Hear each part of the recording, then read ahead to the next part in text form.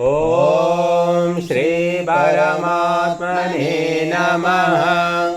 अथ षष्ठोऽध्यायः आत्मसंयमयोगः। श्रीभगवानुवाच अनाश्रितः कर्मफलं कार्यं कर्म करोति यः स सन्न्यासी च योगी च न निरग्निर्न चाक्रियः।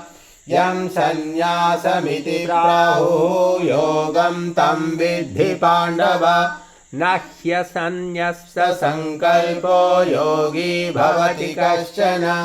आरुरुक्षोर्मुनेर्योगं कर्म कारणमुच्यते। योगारूढस्य तस्यैव शमः कारणमुच्यते। यदा हिनेन्द्रियार्थेषु न कर्मस्वनुषज्यते सर्वसंकल्पसन्न्यासी योगारूढस्तदोच्यते। उद्धरेदात्मनात्मानं नात्मानमवसादयेत्। आत्मैव ह्यात्मनो बन्धुः आत्मैव रिपुरात्मनः। बन्धुरात्मात्मनस्तस्य येनात्मैवात्मना जितः। अनात्मनस्तु शत्रुत्वे वर्तेतात्मैव शत्रुवत्।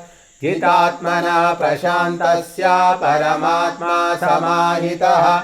शीतोष्णसुखदुःखेषु तथा मानावमानयोः। ज्ञानविज्ञानतृप्तात्मा कूटस्थो विजितेन्द्रियः।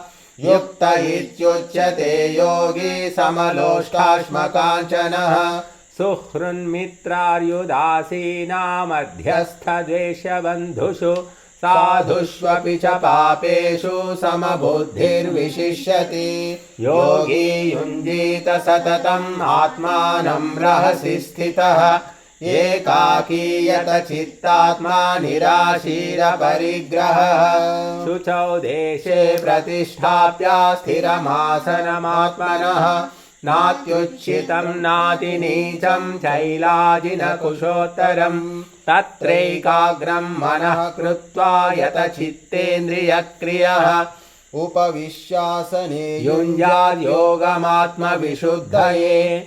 समं कायशिरोग्रीवं धारयन्नचलं स्थिरः।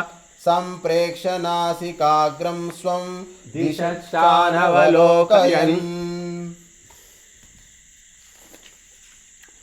प्रशान्तात्मा विगतभिः ब्रह्मचारी व्रते स्थितः। सनः संयम्य मच्चित्तो युक्त आसीत मत्परः। युञ्जन्नेवं सदात्मानं योगी नियतमानसः। शान्तिं निर्वाणपरमां मत्संस्थामधिगच्छति। नात्यश्नतस्तु योगोऽस्ति न चैकान्तमनश्नतः। न चातिस्वप्नशीलस्य जाग्रतो नैव चार्जुन। युक्ताहारविहारस्य युक्तचेष्टस्य कर्मसु। युक्तस्वप्नावबोधस्य योगो भवति दुःखः। यदा विनियतं चित्तम् आत्मन्येवावतिष्ठते। निःस्पृहः सर्वकामेभ्यो युक्त इत्युच्यते तदा। यथा दीपो निवातस्थो नेङ्गते सोपमा स्मृता। योगिनो यतचित्तस्य युञ्जतो योगमात्मनः। यत्रोपरमते चित्तं निरुद्धं योगसेवया। यत्र चैवात्मनात्मानं पश्यन्नात्मनि तुष्यति। सुखमात्यन्तिकं यत्तद्बुद्धिग्राह्यमतीन्द्रियम्। वेत्ति यत्र न चैवायं स्थितश्चलति तत्त्वतः। यं लब्ध्वा चापरं लाभं मन्यते नाधिकं ततः। यस्मिन् स्थितो न दुःखेन गुरुणापि विचाल्यते। तं विद्या दुःखसंयोगा वियोगं योगसञ्जितम्। स निश्चयेन योक्तव्यो योगो निर्विण्णचेतसा। संकल्पप्रभवान् कामान् त्यक्त्वा सर्वान् शेषतः। मनसैवेन्द्रियग्रामं विनियम्य समन्ततः। शनैः शनैरुपरमेद् बुद्ध्या धृतिगृहीतया।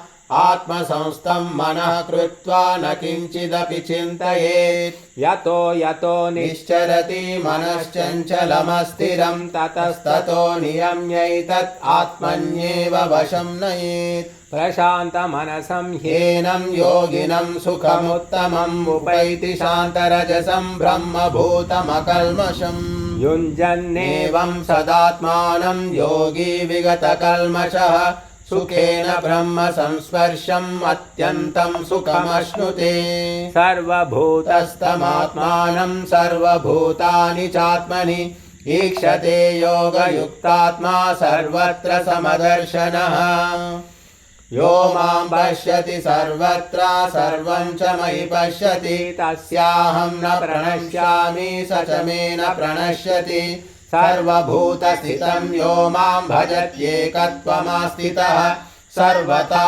वर्तमानोऽपि स योगी मयि वर्तते आत्मौपम्येन सर्वत्र समं पश्यति योऽर्जुन सुखं वा यदि वा दुःखं स योगी परमो मतः अर्जुन उवाच योऽयं योगस्त्वया प्रोक्तः साम्येन मधुसूदन एतस्याहं न पश्यामि चञ्चलत्वा स्थितिं स्थिराम् चञ्चलं हि मनः कृष्ण प्रमाथि बलवदृढम् तस्याहं निग्रहं मन्ये वायोरिव सुदुष्करम् श्रीभगवानुवाच असंशयं महाबाहो मनो दुर्निग्रहं चलम् अभ्यासेन तु कौन्तेया वैराग्येन च गृह्यते असंयतात्मना योगो दुष्प्राप इति मे मतिः वश्यात्मना तु यतता शक्यो वाप्तुमुपायतः अर्जुन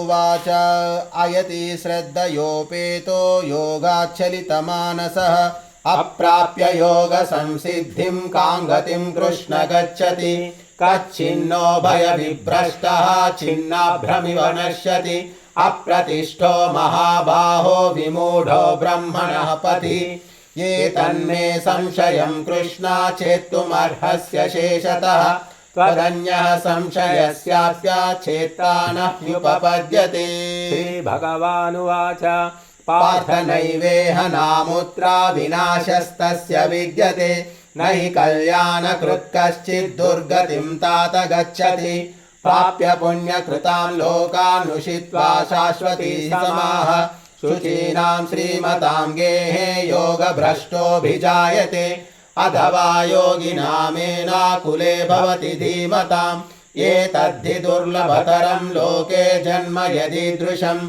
तत्र तं बुद्धिसंयोगं लभते पौर्वदेहिकम् यतते च ततो भूयः संसिद्धो कुरु नन्दन पूर्वाभ्यासेन तेनैव ह्रियते ह्यवशोऽपि नः जिज्ञासुरपि योगस्य शब्दब्रह्माति वर्तते प्रयत्नाद्यतमानस्तु योगी संशुद्ध किल्बिषः अनेकजन्म संसिद्धः ततो याति पराङ्गतिम् तपस्विभ्योऽधिको योगी ज्ञानिभ्योऽपि मतोऽधिकः कर्मिभ्यश्चाधिको योगी तस्माद् योगी भवार्जुन योगिनामपि सर्वेषां मद्गतेनान्तरात्मना श्रद्धावान् भजते यो मां समे युक्ततमो मतः ॐ तत्सदिति श्रीमद्भगवद्गीतासु उपनिषत्सु ब्रह्मविद्यायां योगशास्त्रे श्रीकृष्णार्जुन संवादे आत्मसंयमयोगो नाम षष्ठोऽध्यायः।